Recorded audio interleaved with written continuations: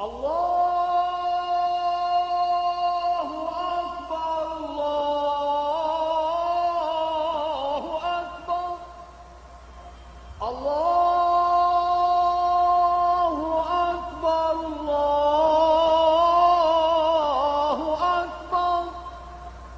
Caire, un muezzin appelle les musulmans à la prière.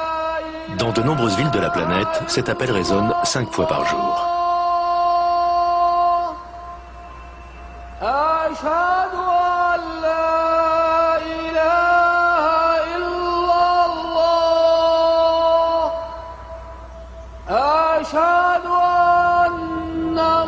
Près d'un quart de la population mondiale y répond, des fidèles unis par l'esprit persistant de l'islam.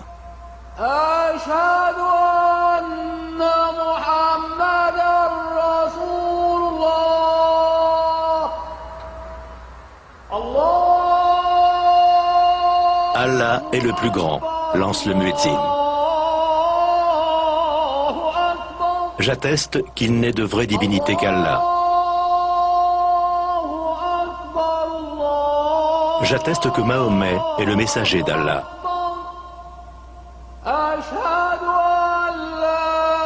Venez à la prière, venez à la félicité.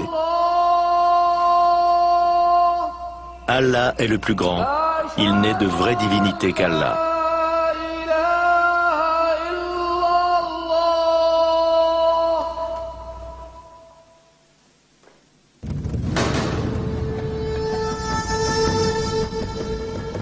La civilisation islamique marque l'un des plus hauts sommets de l'humanité. Un pouvoir planétaire fondé sur la seule foi. Une révolution spirituelle qui allait façonner les pays de 3 continents et fonder un empire.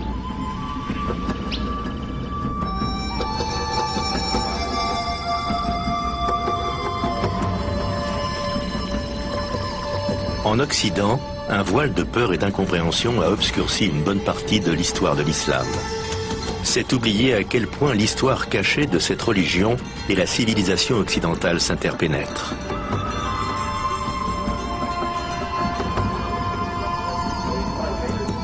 Au cours du Haut Moyen-Âge, tandis que l'Europe s'enténèbre, ce sont les érudits musulmans qui se réclament de la sagesse ancienne des Grecs.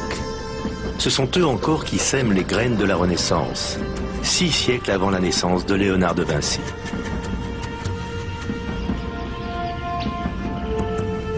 Des remèdes à nos maladies jusqu'au nombre qui nous servent à compter, la civilisation musulmane a façonné les cultures du monde entier.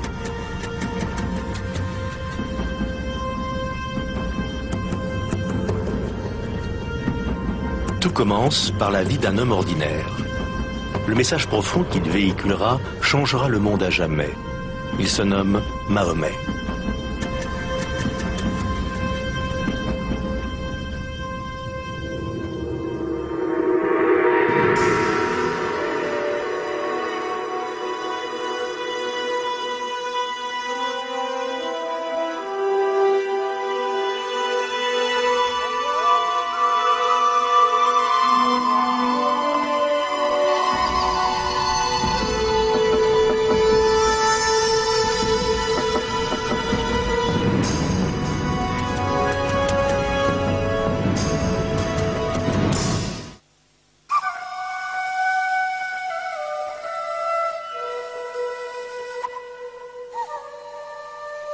Aux yeux des musulmans, la vie de Mahomet est une histoire révérée. Ses mystères, comme ses certitudes, renvoient à des croyances tenues pour sacrées. Tout ce qu'on raconte au sujet du prophète dépend d'une mémoire transmise de siècle en siècle et de la sélection qui s'opère dans le temps. Il est donc très difficile d'extraire de ces différentes sources très louangeuses l'être humain ordinaire, l'homme qu'il fut.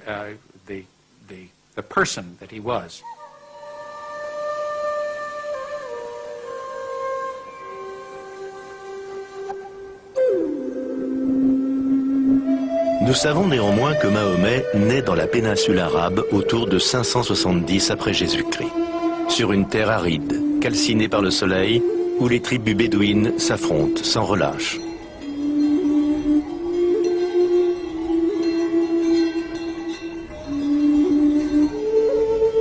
Enfant, il connaît, grâce à ses parents, un avant-goût de la vie dans le désert. Mahomet était originaire de la Mecque. Mais on l'a envoyé vivre avec les Bédouins parce que même les Mécois considéraient que ces nomades étaient dépositaires de la quintessence de la culture arabe.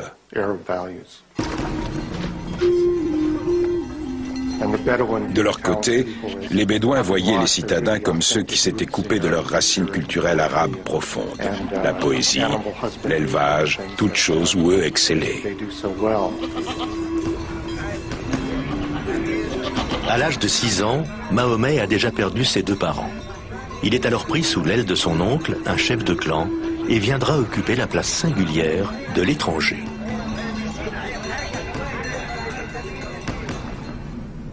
Il s'est retrouvé orphelin assez jeune et s'est mis à regarder tous les laissés pour compte avec une certaine sollicitude.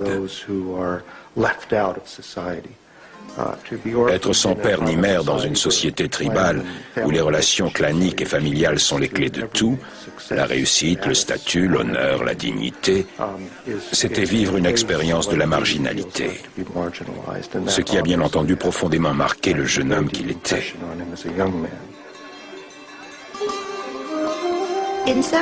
D'un certain point de vue, il était désavantageux de grandir sans parents.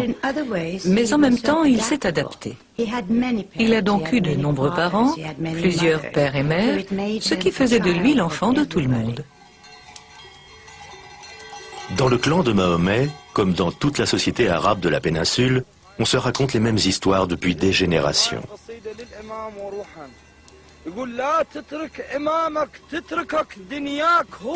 La civilisation pré-islamique était une culture à dominante orale. Un immense respect et une admiration entouraient ceux qui étaient capables de s'exprimer oralement, en particulier ceux qui savaient réciter de la poésie en toutes circonstances. Les poètes comptaient parmi les personnages les plus importants du groupe. Ils chantaient la gloire de la tribu. Ils racontaient son histoire. Chez les Bédouins, le mot revêt une fonction mystique. Les poètes relient la tribu à ses ancêtres et célèbrent des valeurs immémoriales. La poésie est le ciment de la communauté. Elle célèbre ses victoires, déplore ses défaites.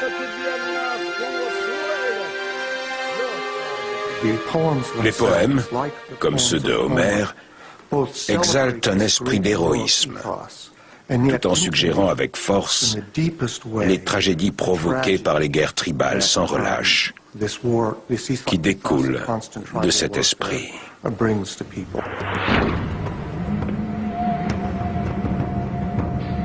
La guerre et le conflit constituent la terrible réalité de l'époque. Mahomet acquiert auprès de son oncle les aptitudes nécessaires à sa survie. Dans un monde où un homme, serait-il prophète, doit savoir manier l'arc et la flèche.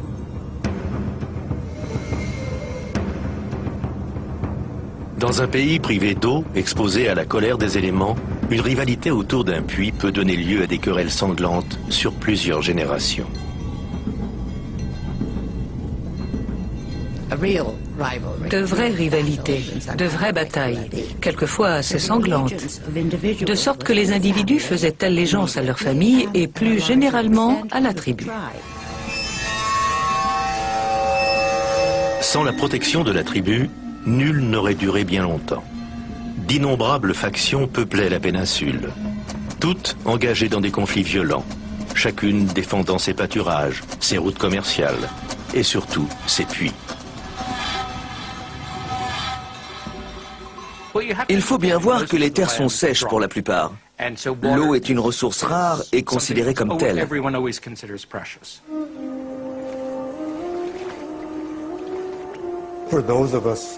Pour nous qui vivons sous des climats plus humides, il est difficile de comprendre la symbolique attachée à l'eau par les sociétés du désert, qui ne connaissent qu'une ou deux pluies par an et pour lesquelles un peu d'eau sauve de la mort.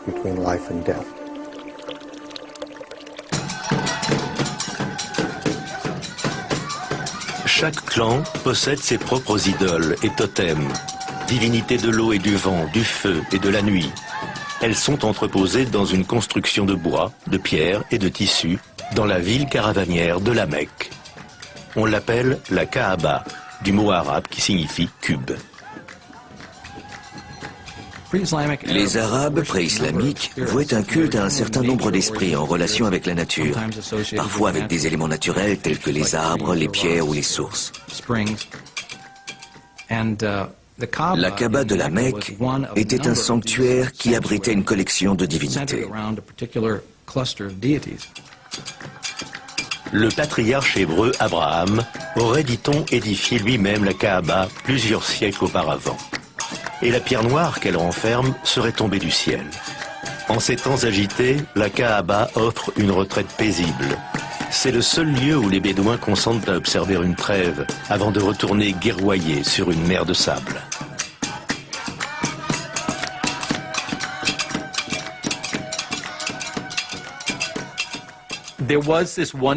Depuis les temps pré-islamiques, existait ce lieu central autour de la Kaaba, une enceinte sacrée où tout le monde devait déposer les armes. Ce qui facilitait le commerce, puisqu'on pouvait y acheter et y vendre des marchandises à l'abri des querelles.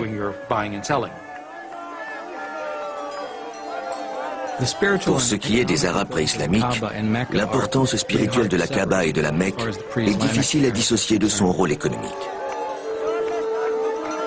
La Kaaba fait de la Mecque un centre névralgique pour les échanges commerciaux. On y trouve de l'encens arabe, des parfums exotiques, des épices indiennes, des soieries chinoises et du lin égyptien. C'est peut-être l'extraordinaire mélange de cultures qui fait la plus grande richesse de la ville. Il passait dans la ville des gens qui venaient de très loin et avaient de ce fait toutes sortes d'expériences à partager. Il y avait là un mélange de confessions. On trouvait des juifs, des chrétiens et les arabes du désert qui pratiquaient une religion de type animiste. Le monde de Mahomet est un centre économique qui relie la Méditerranée à l'océan Indien. Un trait d'union entre les empires vieillissants de Byzance et de Perse et les grands bazars de l'Inde et de la Chine.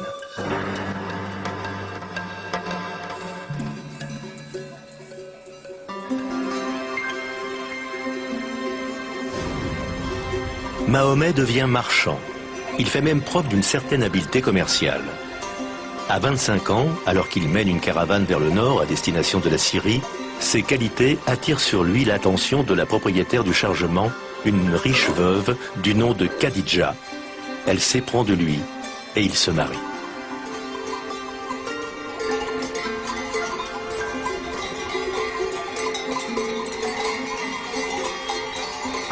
Ah, Khadija.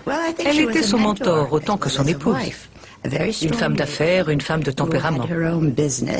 Mahomet était son fondé de pouvoir. Une collaboration de rêve. Il a dû beaucoup apprendre auprès d'elle. Ils étaient en contact avec beaucoup de marchands originaires de différentes parties du monde qui passaient par la péninsule arabe. C'était un homme très intelligent, je crois, et d'une grande ouverture d'esprit. Il savait échanger avec toutes sortes de personnes. Il devait avoir du charisme aussi. Mahomet est prompt à nouer des liens et il s'entend à résoudre les disputes. Un jour, la Kaaba tombant en ruine, le problème surgit de savoir quel clan aurait l'insigne honneur de placer le Béthil au centre du temple. Mahomet donnera ici pour la première fois la preuve de son étonnant savoir-faire.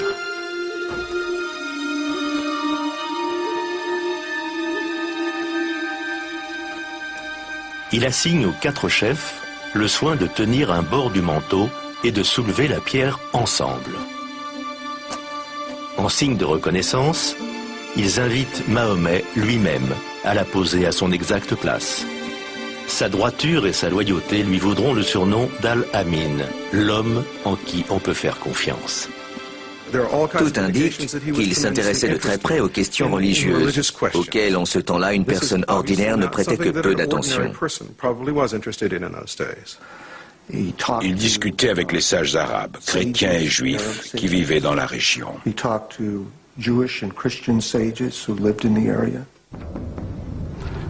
Il avait l'habitude de se retirer sur une âpre colline, aux alentours de la Mecque, pour y méditer. Un jour, il a eu une vision, dont on parle de façon très évocatrice et allusive.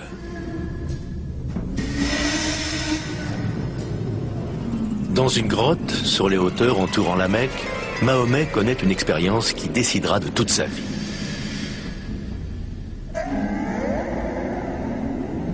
Un ange lui apparaît sous la forme d'un homme, qu'il l'appelle à lire au nom de son Seigneur qui a créé. Le face-à-face impressionne Mahomet autant qu'il le déroute.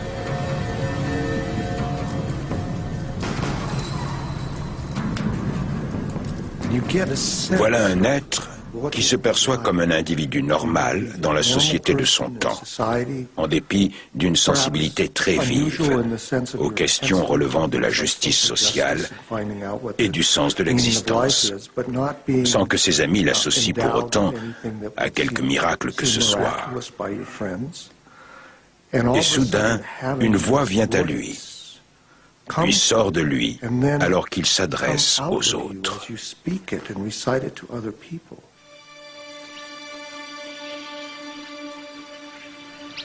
Ici débute pour Mahomet sa carrière de prophète.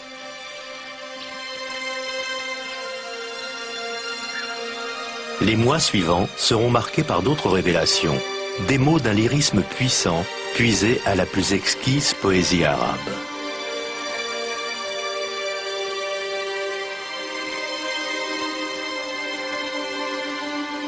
Mahomet doit porter aux siens un message, une proclamation simple mais radicale, qu'il n'y a qu'un seul Dieu.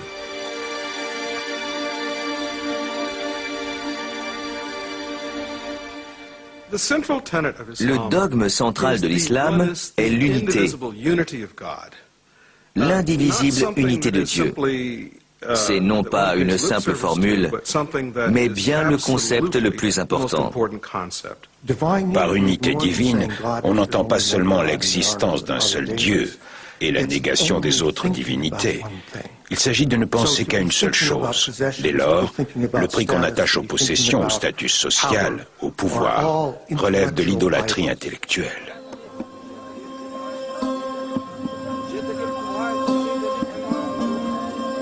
Position lourde de conséquences. De l'unicité de Dieu à celle du peuple, il n'y a qu'un pas à franchir.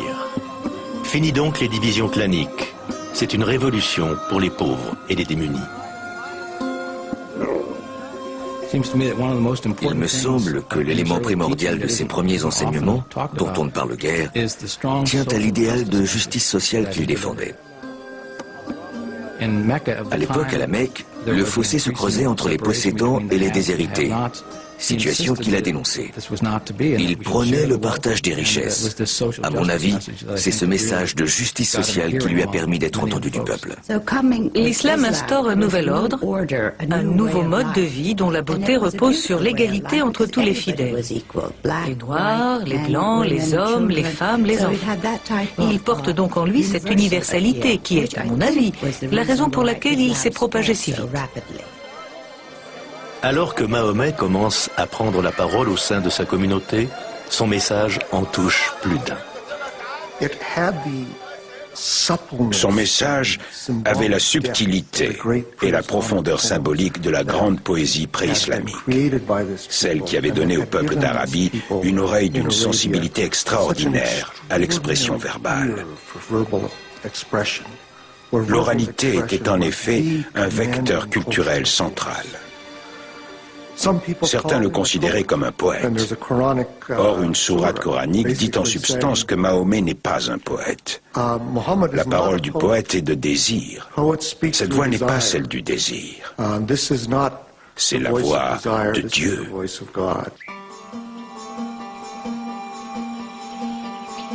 Les fidèles de Mahomet se multiplient.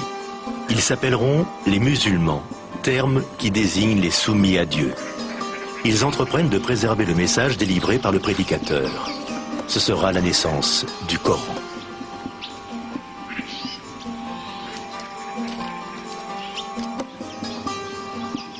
La révélation du Coran a eu lieu sous forme orale. Mais très vite, on s'est aperçu qu'il fallait l'écrire afin d'éviter qu'elle se pervertisse et ainsi garantir la pérennité du message originel. Très tôt, à une date incertaine parce qu'aucun des manuscrits coraniques de cette période ne nous est parvenu, on a commencé à donner au Coran sa forme écrite. Le Coran est une révélation d'enseignement spirituel, des conseils d'ordre à la fois éthique et social. Il a été révélé en langue arabe et le demeure. Ce qu'il y a d'extraordinaire dans le Coran, c'est la simplicité, le naturel. Les pensées cosmiques les plus puissantes s'y expriment sur un mode très intime, si bien que la langue coranique conjugue en permanence force et tendresse. Rien qu'avec des mots, le Coran communique sa vision aux fidèles. Ces images brossent un tableau de l'au-delà qui résonne de toute la tradition poétique bédouine.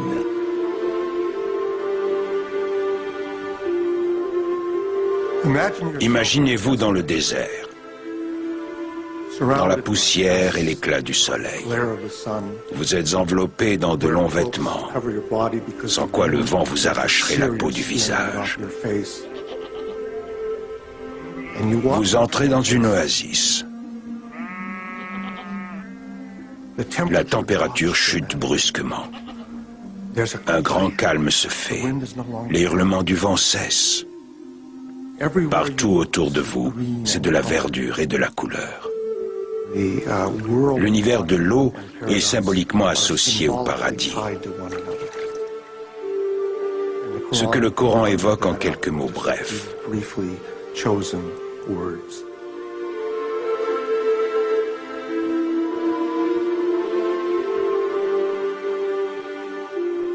Quelle que soit la place accordée par le Coran à l'image du paradis, Dieu n'y est l'objet d'aucune description.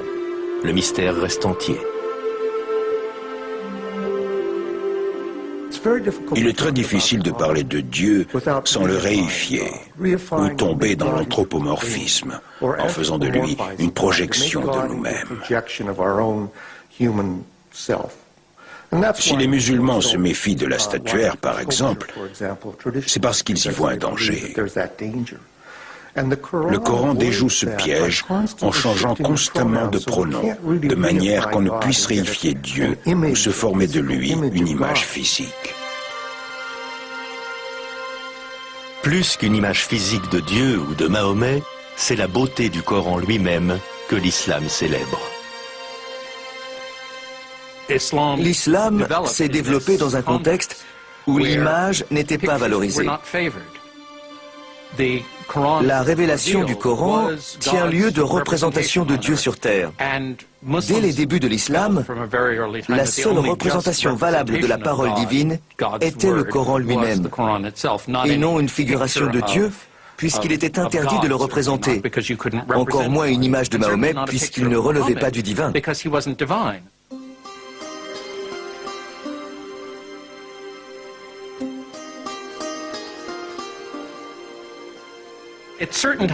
À certaines époques, on a cependant, ici et là, représenté le prophète. Mais il ne s'agit pas d'images religieuses, d'un saint ou de Dieu destinés au culte. Ce sont des représentations du personnage historique que fut Mahomet. On l'honore en le faisant figurer sur un fond d'un bleu très lumineux ou à proximité d'un nuage blanc. Mais c'est là tout ce qui le différencie des autres personnages de la scène. Ailleurs, il est représenté le visage recouvert d'un tissu blanc. Il y avait donc différentes approches à sa figuration.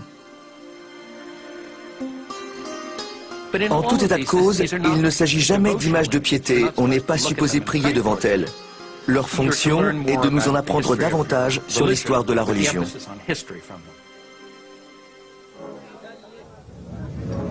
Face au développement de la communauté mahométane, l'opposition elle aussi se renforce.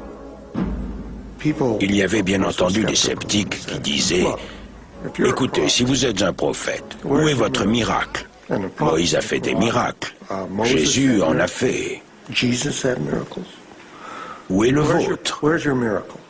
La réponse coranique à cette mise en demeure, c'est « Le voici votre miracle. » Ce Coran. Mais il en faut plus à ceux qui se définissent par les dieux de leurs ancêtres et les totems de leur clan. L'idée d'une vie dans l'au-delà les scandalise et alimente fort activement leur scepticisme.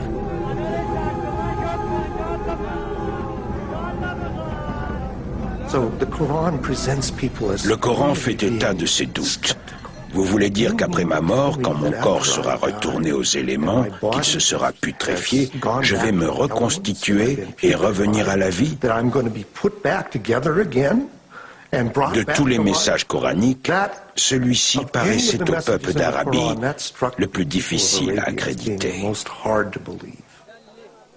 Mahomet parle aussi de la damnation éternelle pour ceux qui se rendent coupables d'injustice. Il emploie l'imagerie de l'Apocalypse, évoquant les signes de la fin des temps, lorsque les montagnes s'écrouleront, que le ciel s'enroulera sur lui-même comme des manuscrits. Alors seulement, nous saurons de quels actes nous devrons répondre. Il existe des allusions à ceux qui sont injustes. Ils finissent dans les flammes. Le jugement divin invoqué par le prophète indigne les non-croyants. Le démantèlement de leur héritage et de leurs coutumes les dérange profondément.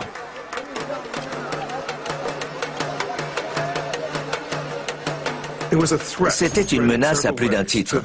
Une menace à l'ordre social, aux traditions ancestrales et à l'économie en raison de l'importance de la Kaaba de la Mecque où l'on allait en pèlerinage. Pendant que les adeptes de Mahomet se multiplient, l'organisation sociale de la cité caravanière commence à péricliter. Les affaires souffrent de la désertion des pèlerins et des commerçants, inquiets pour leur sécurité. Les chefs de clan décident de faire disparaître Mahomet et son message.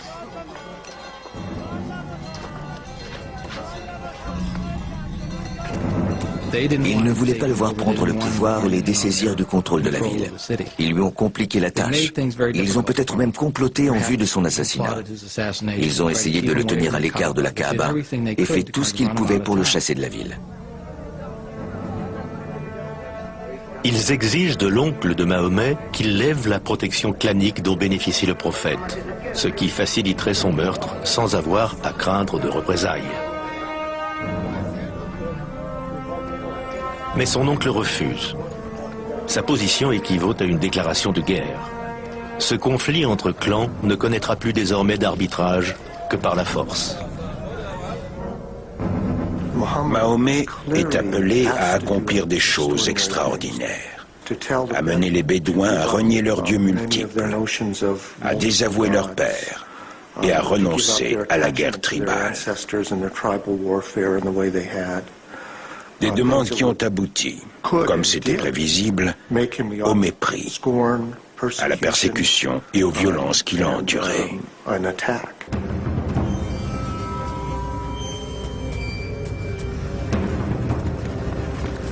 Les musulmans sont refoulés dans un faubourg étriqué de la ville et privés de vivres. Ceux qui ne bénéficient pas de la protection du clan seront torturés et abattus.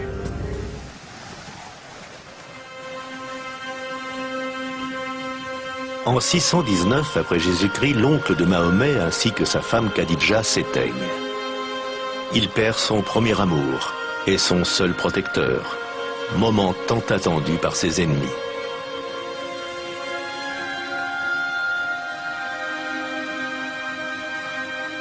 Mais Mahomet et les siens trouvent refuge dans la luxuriante oasis de Yathrib, au nord de la Mecque. Des tribus rivales en situation de lutte endémique y recherchent un arbitrage extérieur.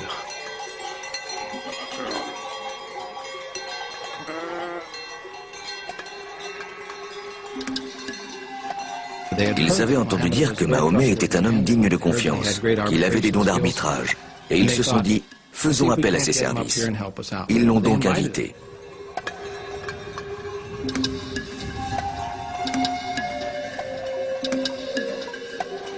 Mahomet accepte de se rendre à Yathrib pour y régler leurs différends, en échange de l'asile offert aux siens.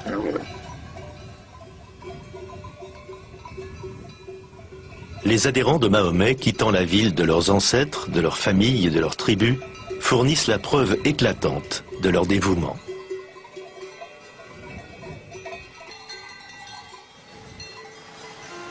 C'est l'acte fondateur d'une nouvelle communauté, d'une nouvelle tribu.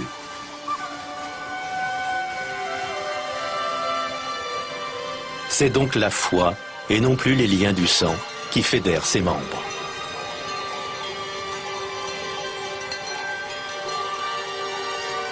Ce seul déplacement d'une caravane d'un lieu à un autre marque les débuts de l'ère islamique.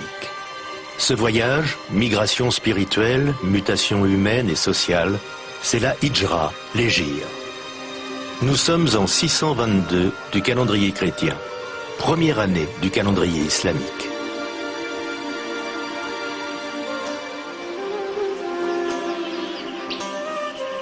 Auprès des gens de Yathrib, le prophète ne fait que poursuivre sa mission, délivrer un message d'unité et de paix.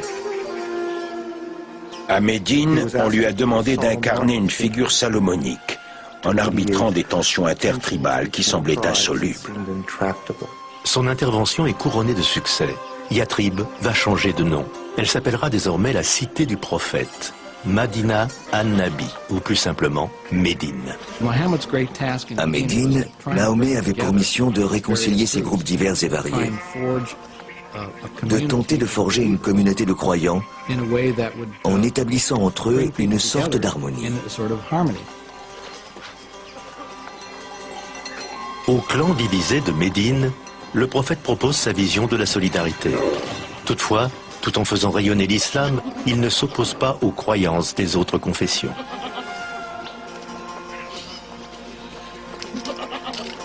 L'islam s'inscrit dans un rapport aux autres religions révélées, le judaïsme et le christianisme. Ces adeptes sont traités comme des gens du livre sacré. On y trouve la croyance selon laquelle Dieu et sa parole se sont révélés à l'humanité à plusieurs reprises. À Moïse, à Jésus. Mais à chaque fois, les gens se sont perdus.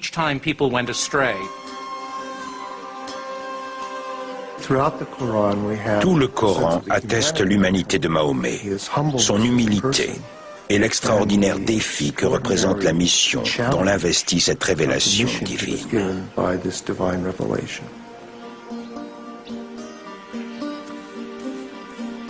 À mesure que se développe la communauté musulmane médinoise, une vie faite de dévotion et de rites s'impose.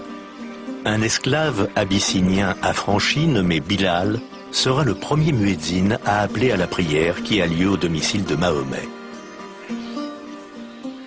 Allahu Akbar, Allahu Akbar.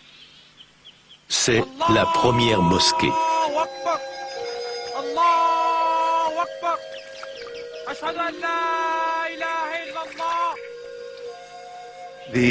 L'appel à la prière tient lieu de premier pilier de l'islam, à savoir l'affirmation de l'unité de Dieu. La ilaha illallah. Superbe phrase que les musulmans psalmodient inlassablement, en silence ou à haute voix, pour se remémorer l'unité de Dieu à laquelle nous devrions appliquer nos vies.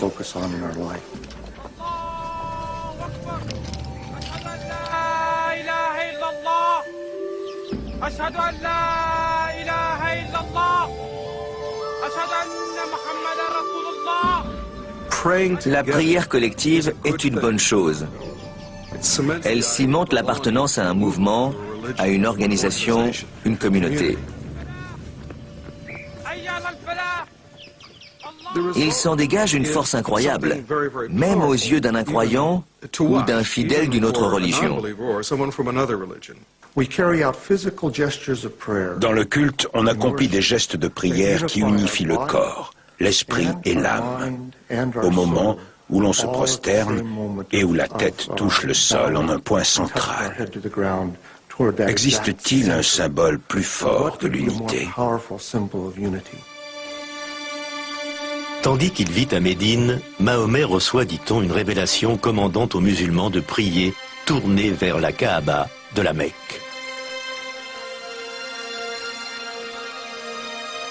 Bien que remplie d'idoles païennes, elle reste le sanctuaire d'Abraham, le premier à avoir cru au Dieu unique. Pendant que l'islam priant regarde désormais vers le lieu mécois, son ennemi rallie un nombre croissant de recrues. Leur objectif, anéantir les musulmans.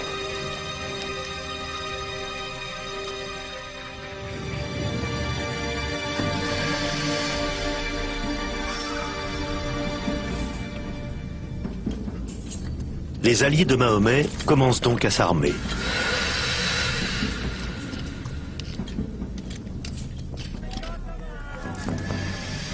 Malgré leurs efforts de préparation, les musulmans sont en infériorité numérique et ne font pas le poids. Ils ne comptent que 313 combattants, pour la plupart des vieillards et des garçons mal armés de surcroît.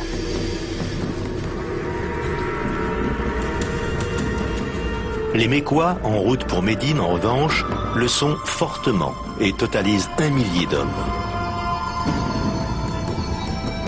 Pendant des années, Mahomet s'est évertué à convertir les Mécois à l'islam par des moyens pacifiques. L'heure est maintenant venue de prendre les armes.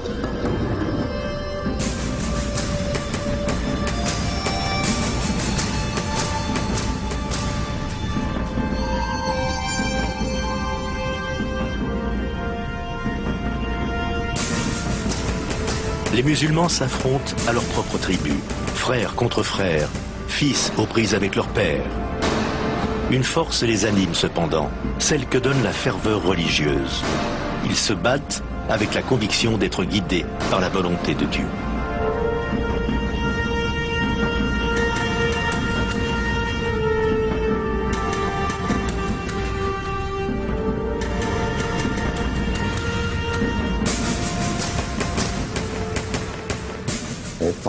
Ils ont livré 3 batailles très sanglantes. La jeune communauté musulmane a frôlé son anéantissement.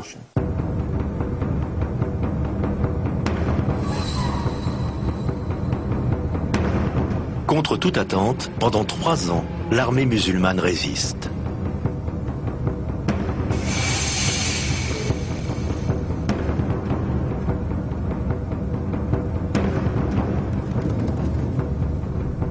La rumeur des combats parvient aux tribus bédouines, qui voient dans les victoires de Mahomet la main de Dieu. Un par un, les peuples du désert se rallient à sa cause. Ils viennent renforcer les rangs de l'armée musulmane. L'équilibre des forces commence à s'inverser.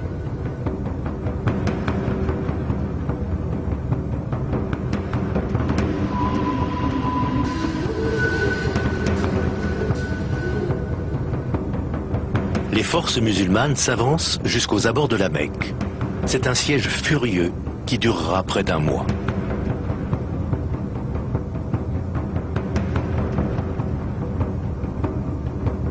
Jusqu'à ce que la ville tombe enfin aux mains de Mahomet.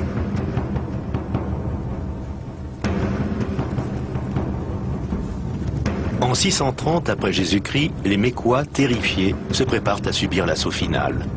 Désormais forte de 10 000 soldats, l'armée de Mahomet rentre à la maison.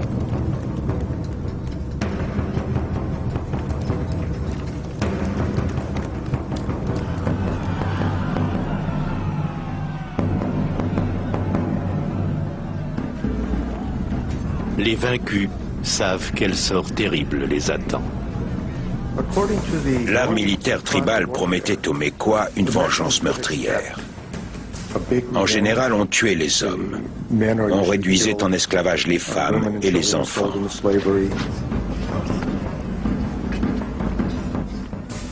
La pitié pour le vaincu n'existait guère dans les conflits intertribaux. Ce qui se vérifiait partout sur la planète.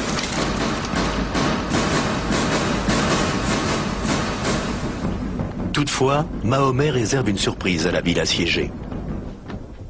Lorsqu'il est entré à la Mecque, loin de répandre un bain de sang, il a étreint les Mécois, ceux-là même qui avaient combattu contre lui pendant 3 ans et tenté de l'annihiler, ce qui déconcerte profondément les hommes de son entourage.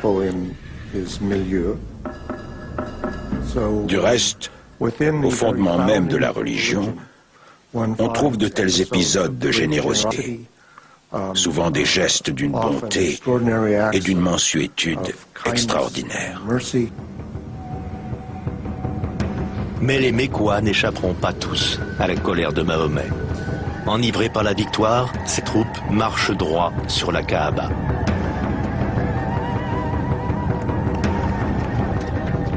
Elles accomplissent 7 circumambulations autour du sanctuaire parmi ceux venus invoquer le secours de leurs idoles. Ce ne sont pourtant pas les païens eux-mêmes que Mahomet entend détruire, mais leurs dieux. À son signal, les dieux tutélaires de ses ancêtres sont réduits en poussière. L'entrée de Mahomet à la Mecque, puis au sanctuaire où il a détruit les idoles, revêt une importance culturelle et symbolique pour l'islam. En brisant les idoles, il faisait voler en éclats le système tribal, au sein duquel chaque tribu révérait sa propre divinité indépendante. C'est ce qui a choqué les Bédouins. On détruisait les dieux de leur père, en leur signifiant en un sens que leur père s'était trompé. C'est inaudible au sein d'une tradition où les relations au père et à la tribu sont essentielles. Cet acte iconoclaste est donc perçu comme une violence prophétique de même importance pour la tradition islamique que Moïse brisant les tables de la loi sur le mont Sinaï pour avoir pris conscience de l'idolâtrie de son peuple, ou que Jésus chassant les marchands du temple.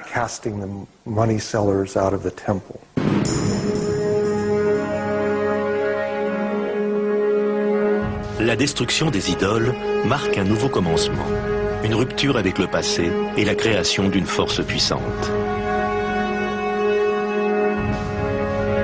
La Mecque n'est qu'un premier pas.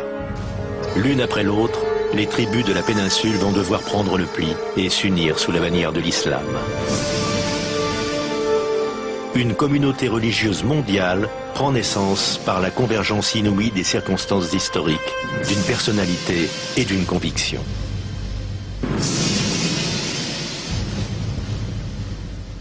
Mahomet a instauré un sens de la solidarité, un sens de la mission. Il a réuni tous les segments séparés de la société arabe, qui par la suite rayonneront vers l'Est, l'Ouest, le Nord et le Sud.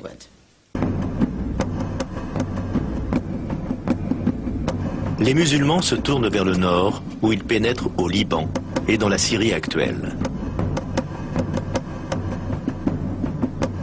Ils envahissent l'Égypte à l'ouest et bientôt l'Afrique du Nord, dressant des fortifications le long de la côte méditerranéenne. Seules les mers les arrêtent. L'expansion est si rapide à partir de 622, première année du calendrier islamique, qu'en 50 ans, des hommes dont les pères avaient été chameliers gouvernaient à présent l'un des plus grands empires dans l'histoire mondiale. Au bout de 2 siècles, ils s'étendaient de l'Espagne à la Chine.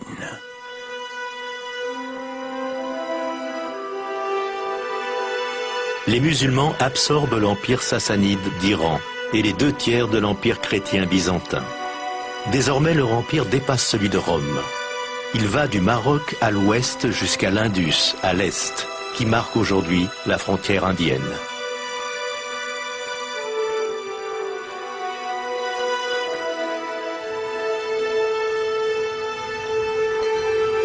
Comment une armée aussi modeste a-t-elle pu aussi aisément conquérir un tel territoire en si peu de temps ?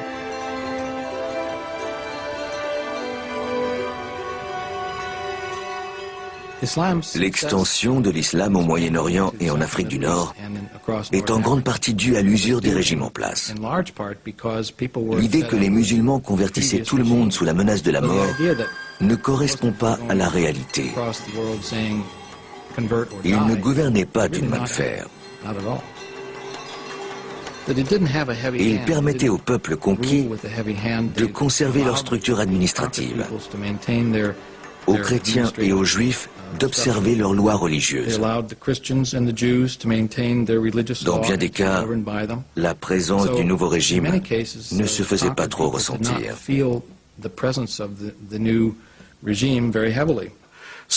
Il est certain que pour des individus exploités ou tyrannisés par un clergé oppressant, voire parasite, l'idée d'une religion indépendante de tout sacerdoce a dû paraître très séduisante.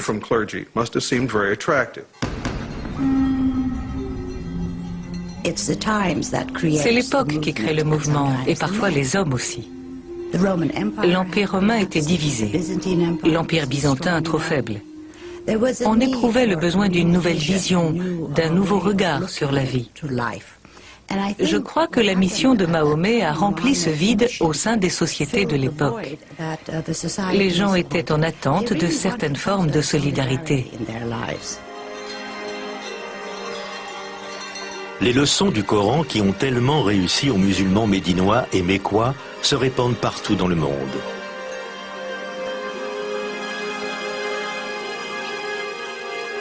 Lors de la conquête de la Syrie, les musulmans accomplissent leur prière du vendredi dans l'église Saint-Jean-Baptiste de Damas, laissant aux chrétiens leur service du dimanche.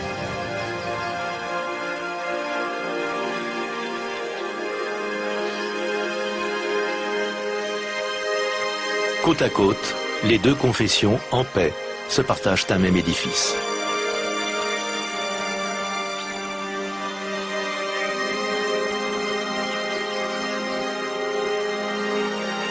Puis, s'étant accrue, la communauté musulmane rachète aux chrétiens leur vieille église, sur le site de laquelle elle érige une immense mosquée.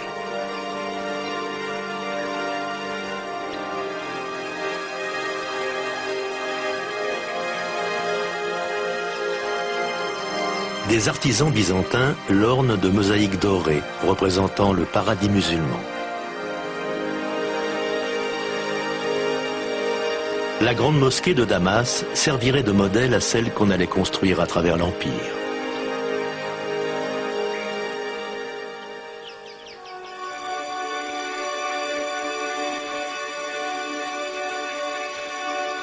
Les Arabes ont transformé les terres conquises, conservant, améliorant ou développant les infrastructures existantes. En Tunisie, à partir de ruines romaines, ils inventent un système d'assainissement des eaux ingénieux, se servant de la gravité pour séparer l'eau douce des sédiments. Ce système comprenait entre autres ces deux bassins qu'ils ont construits hors des fortifications. L'eau douce et propre se déversait dans le plus grand des deux bassins, où elle était alors distribuée par des canalisations dans la ville. Nous sommes ici plusieurs siècles avant qu'en Europe, on ait même songé à la possibilité d'installer l'eau courante.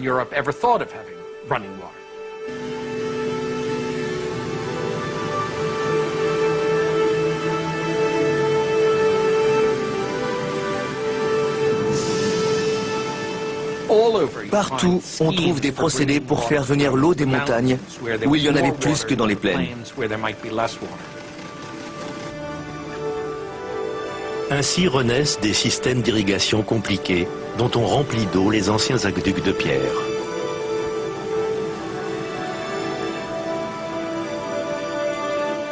L'agriculture prospère grâce à l'introduction dans la région méditerranéenne de denrées vitales comme le blé.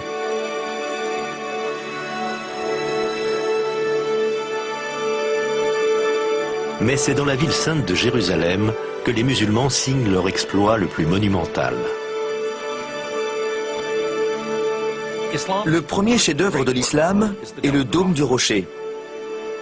Il a été construit dans une ville déjà sainte pour les chrétiens et les juifs. Le monument est spectaculaire. La signification de ce lieu saint, comme celle de la Mecque et de la Kaaba, remonte à Abraham ou Ibrahim. C'est sur le rocher que renferme le sanctuaire qu'il aurait sacrifié son fils. Le bâtiment est censé rivaliser en beauté avec l'église du Saint-Sépulcre, située non loin de là où Jésus aurait été enterré.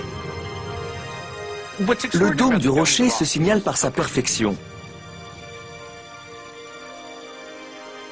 On révérait ce site comme un lieu tenu pour sacré par Abraham et Isaac. Imaginez ces nouveaux venus qui s'emparent de ce terrain de premier ordre.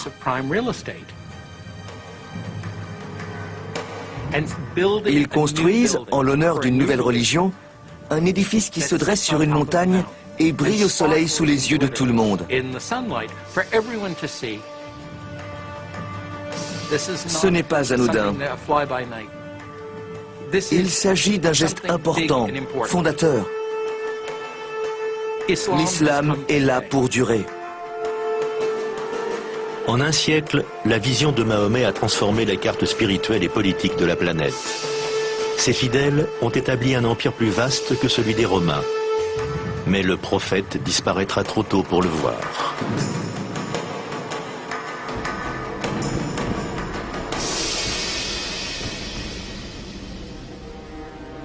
En 632 après Jésus-Christ, en cette 11e année du calendrier islamique, 2 ans seulement après la prise de la Mecque, il s'éteint.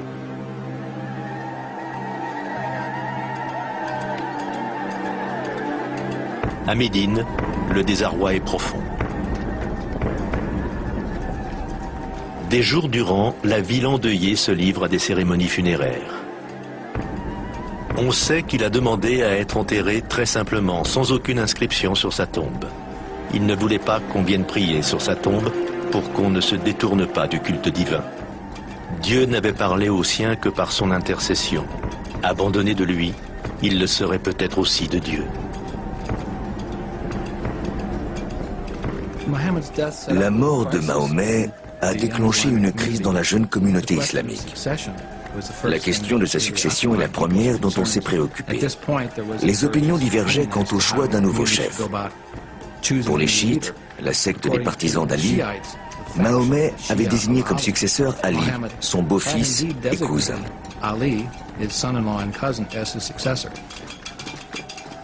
Selon l'opinion qui a fini par l'emporter, celle des sunnites, Mahomet n'avait pas de son vivant choisi de successeur.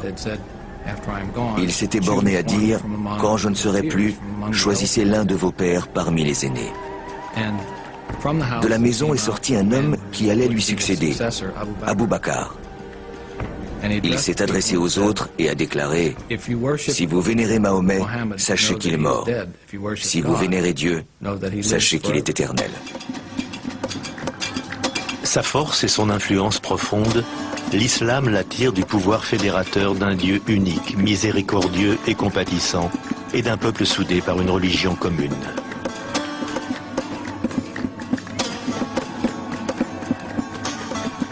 Ce n'est pas Mahomet qui a mené la conquête ni créé l'empire qui vient au jour, mais le pouvoir transfigurateur de son message.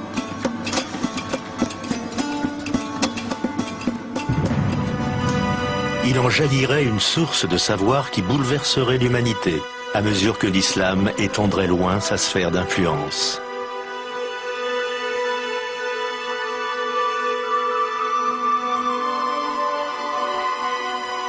Un nouvel âge attend maintenant les musulmans, qui les destinent à un islam des Lumières, à de nouveaux horizons, ainsi qu'à un choc entre grandes puissances comme le monde n'en a jamais connu.